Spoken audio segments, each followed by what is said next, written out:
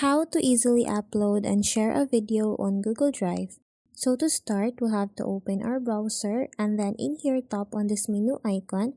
After that, tap on the Drive option. After that, it will automatically open our account. So in here, we'll have to go on the left part of the screen and then tap on this new option. After that, tap on this File Upload option.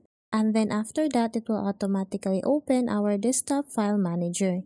In here, we'll have to select the video that we want to upload and share. After that, tap on this open option.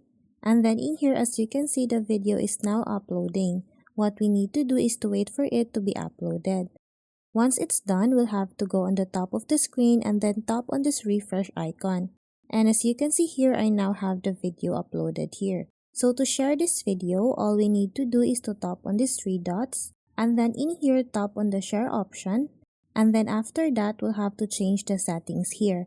What we need to do is to go on the general access, change the settings from restricted to anyone with the link. And then in here, you can also change the settings from viewer, commenter, or editor. But as for me, I'm just gonna select viewer. After that, we'll just have to tap on this copy link. And then once you have the link, you can now share the link or the video to your friends through any means like social medias. So that's how easy we can upload and share a video on Google Drive.